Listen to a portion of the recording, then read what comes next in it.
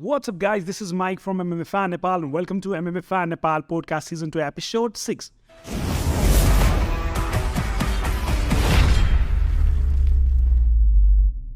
This is already Episode 6, and we're loving it. Ani UFC 286. I don't know how many of you have watched this or not. किनभने निन्द्रा मारी मारी हेर्नु पर्थ्यो यो चाहिँ. So, जतिजनाले निन्द्रा मारी मारी हेरेको छ, you should write that in the comment and let me know that you are a real fan of the sports. किनभने मासु छोडेर काम गर्न सक्ने र निन्द्रा छोडी गेम हेर्न सक्ने भनेको चाहिँ रियल फ्यान र रियल हार्ड वर्कर हो है त्यो, specially नेपालीहरूमा. So, okay. So, let's talk about UFC 286. I'm really excited to talk about it. तर let me tell you, मैले चाहिँ फर्स्ट राउन्ड मिस गर्यो कोमेन इभेन्टको, त्यसपछि मात्रै हेर्न पायो. त्यो धेरै फाइटहरू हेर्न पाएन. थियो लेट्स ब्रेक इट डाउन है त, के भयो कहाँ के भयो भनेर UFC 286 को बारेमा कुरा गरिहालौँ ल. Roman Dolores versus Marvin Vittoriमा Marvin Vittoriले जितेछ. I expected that, right? मैले लास्ट टाइमको पोडकास्टमा भनेको थियो कि Marvin Vittori would win.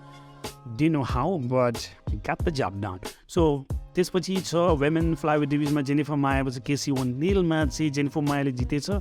And in this fight, an experience counted very much because KC ओनिलले चाहिँ जित्छ जस्तो मलाई लागेको थियो, considering she is an undefeated fighter. But यो खालको एरिनामा, यो खालको लाइट्स र एटमोस्फियरमा फ्यानहरूको त्यो एक किसिमको बजमा चाहिँ एक्सपिरियन्स फाइटरलाई चाहिँ धेरै फाइदा हुनसक्छ. आखिर त्यही भए जस्तो लाग्छ मलाई होइन, जेनिफर मायाले जित्नुको कारण. सो वेल्टरवेट डिभिजनमा गन नेल्सन भर्सेस ब्रायन बार्बेनामा again is a really great submission artist Gunnar Nelson. त्यसपछि हामी जो कुरा गरौँ कोमेन इभेन्टमा, one of the fight that you should not miss at all.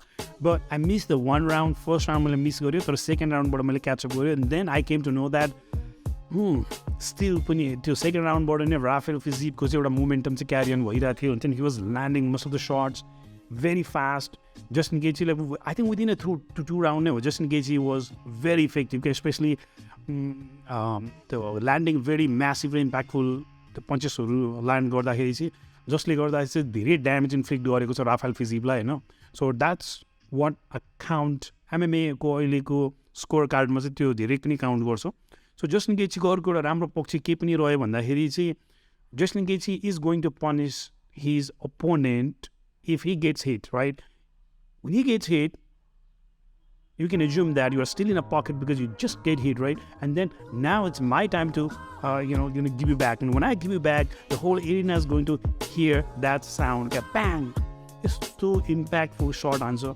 So, and that is in his thing. After this is so he wants to be in a car crash. He thrives in that.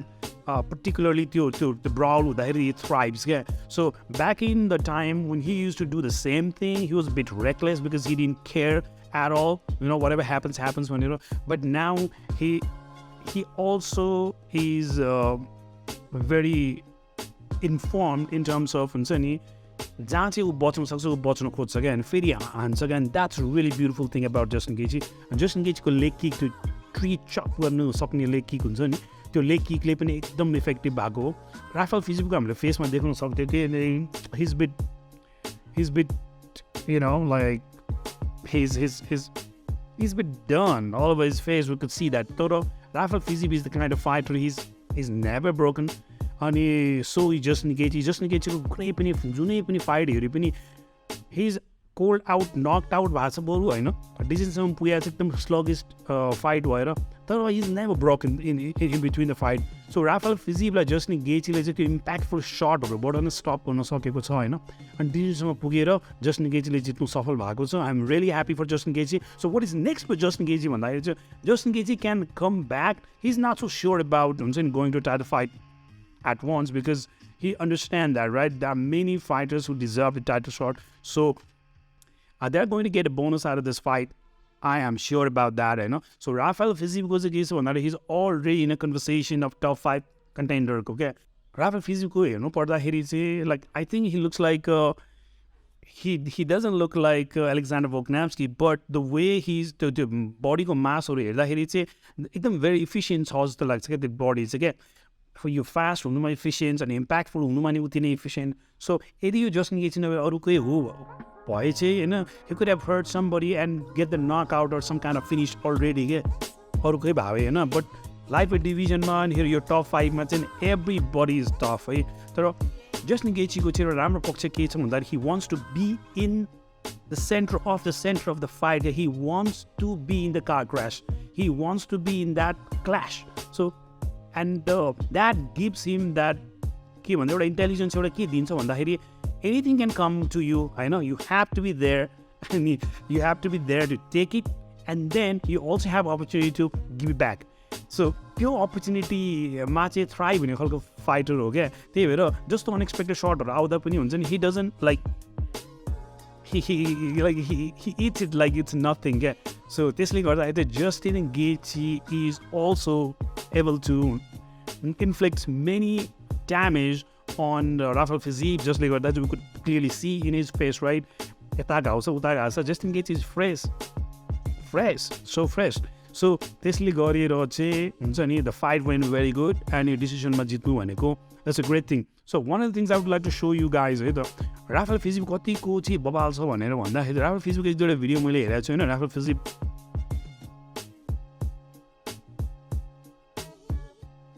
he's in a matrix or what? The flexibility. I mean, my whole back would have broken.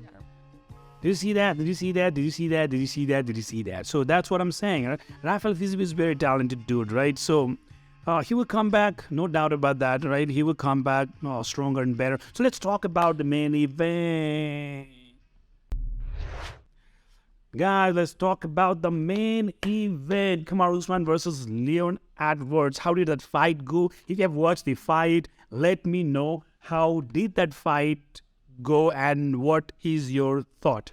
So Leon Edwards is winner, right? He secured his title defense fight, championship fight. Maule title defense राम्रोसँग गरेको छ अनि राम्रो कुरा के हो भन्दाखेरि चाहिँ you could see, right? So he had a picture perfect game plan क्या हाम्रो Leon Edwards सँग चाहिँ and which was another headshot dead and that was what we could see. तर Leon Edwards को एउटा दामी कुरा चाहिँ के भन्दा चाहिँ like I said, he has that poker face.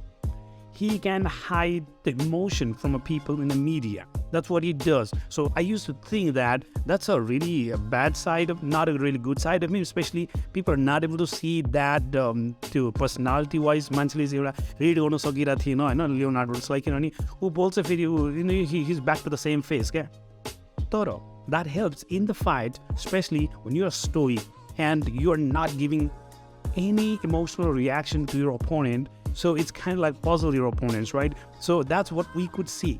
And हामीले यो फाइटमा के देख्न सक्थ्यो भन्दाखेरि चाहिँ लियोन एडवर्ड्सले चाहिँ किकको गेममा चाहिँ हेभिली रिलाइ भएको थियो कारण के भन्दाखेरि he was going to get another headshot, right? Pound for pound headshot, did another next time again.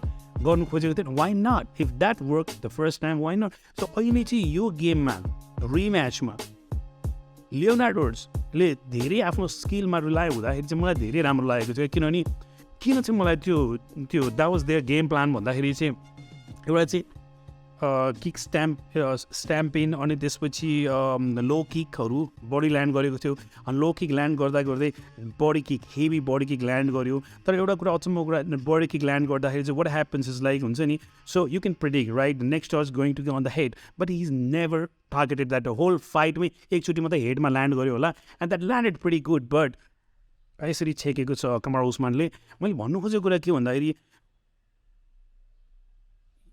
Like यो क्यालिबरको फाइटरहरूलाई चाहिँ दे नो क्या लाइक रिपमा किक ल्यान्ड गरिरहेछ मुनि ल्यान्ड गरिरहेछ नि डेफिनेटली टाउकोमा नि आउन सक्छ है टाउको नै आउन सक्छ अनि युजली एट्याक गर्ने फाइटरहरूले पनि कस्तो हुन्छ नि के अरे रिपमा हानिरहेछ पेटमा हानिरहेछ खुट्टातिर हानिरहेछ so definitely instinctively you wouldn't thought that would come to a head because you are trying to protect your ribs or legs, right? So sometimes unexpectedly that can come to your head.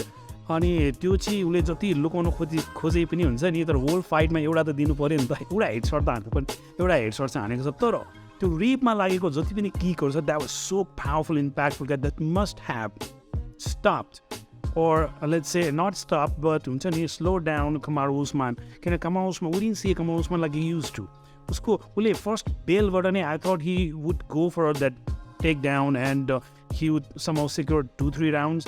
2-3 rounds चाहिँ takedown after takedown गर्यो भने त you could have win this fight easily, right? But he didn't. He wanted to stand up and stand up मै थियो. अनि even like clinch गेममा पनि he was not 100% जस्तो लागिरहेको थियो क्या. क्लिन्च गेममा पनि it was एउटा टाइममा चाहिँ अब लियोन एडवर्ड्सलाई चाहिँ अलिकति गाह्रै भएको थियो. That was a really bad position. Gave a lot of bad position actually to Kamaru Usman, but Kamaru Usman didn't do anything. He got up really easily. अनि च्याम्पियनसिप फाइटमा त्यसपछि फेरि त्यो च्याम्पियनसिप फाइट भइरहेछ अनि च्याम्पियन्सको होम टाउनमा भइरहेछ नि you can't just do enough. You have to do more than enough, right?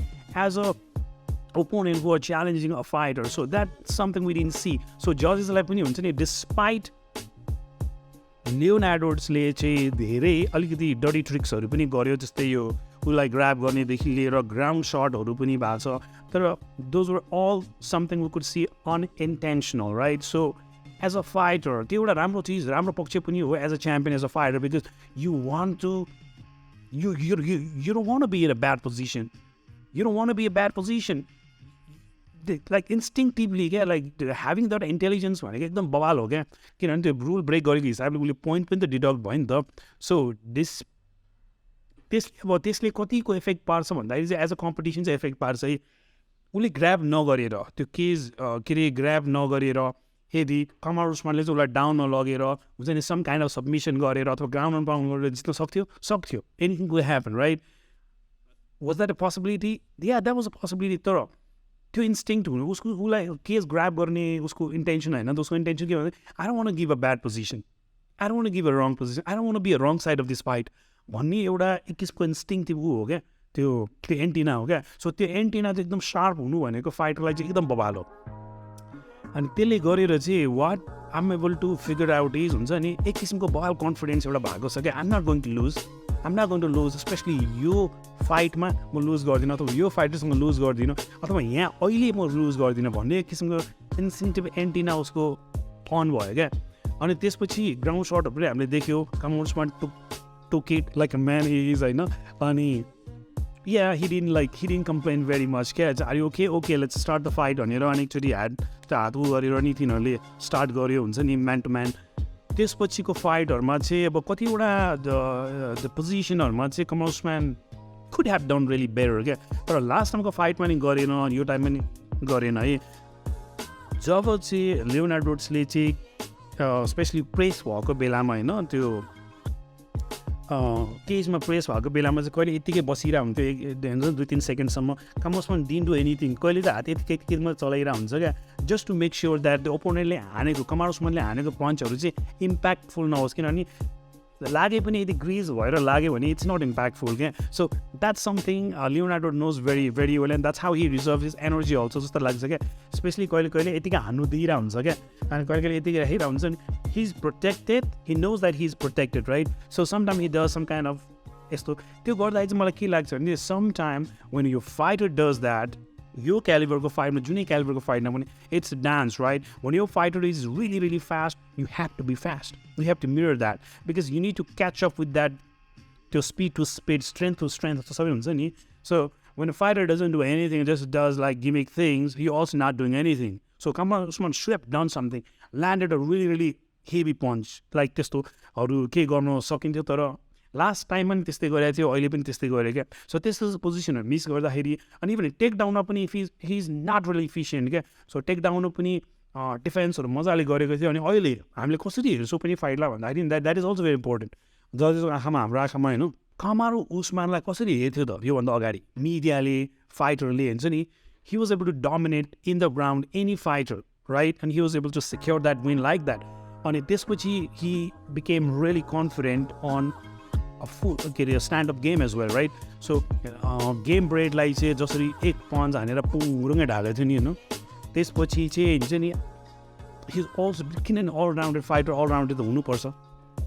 तर जब कुनै फाइटरको स्पेसियालिटी नै हामीले चाहिँ ग्राउन्डमा देख्थ्यो भने होइन, अनि त्यही ग्राउन्ड गेम हामीले उसको ओपोनेन्टसँग चाहिँ युज नभएको देख्यो भने चाहिँ के हुन्छ भने opponent must have done really big job जस्तो क्या. हामीले योभन्दा अगाडि पनि देखेको छौँ. स्पेसली हुन्छ नि एउटा स्पेसियालिटी, यो ग्राउन्ड गेम स्पेसियालिटी भएको फाइटर र नभएको फाइटरले फाइट खेल्दाखेरि यदि नभएको फाइटरको चाहिँ टेकडाउन डिफेन्सहरू दामी भयो भने we give them a lot of credit क्या more than the deserve so that's what's happening right त्यसले गरेर चाहिँ एभ्री सिङ्गल राउन्डमा चाहिँ Leonardo came out sharper, better, faster, impactful, and it landed clean shots, a lot of clean shots, especially the kick. I mean, the kick must have done something right in this fight.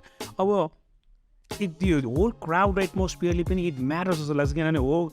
Like in between fight names, and like they were like headshot dead. That freaking matters a lot. That can goes into a fighter's head. This मलाई किन लाग्यो भन्दाखेरि लास्टमा interview गर्दाखेरि है कमल उस्मानलाई चाहिँ हुन्छ नि अब फ्यानहरूको पनि अलिकति लागेको जस्तो मलाई कहाँ लाग्यो भन्दाखेरि हि एड्रेस द्याट इस्यु के उनले इन्टरभ्यूमा के भन्यो भन्दाखेरि interview fight goes through lot of things हुन्छ नि you just see the fight and we go through lot of things that you don't know what we go through भनेर होइन तर द्याट्स वाइ हुन्छ नि फाइटर डिजर्भ रेस्पेक्ट भनेर त्यो कुरा किन गर्यो भन्दाखेरि चाहिँ उसलाई डिसरेस्पेक्टेड फिल भयो नि त त्यही भएर त त्यो कुरा गर्यो नत्र it's a fan why like they don't care त्यो भनेपछि पनि एट सर्ट डेट भनेर च्यान्ट गर्नु ठुलो कुरा हो र फ्यानहरूको लागि होइन नि they are fans they are people who is going to see that violence right and like doesn't really care Do they really care? Yeah, they really care for you to lose, for you to win,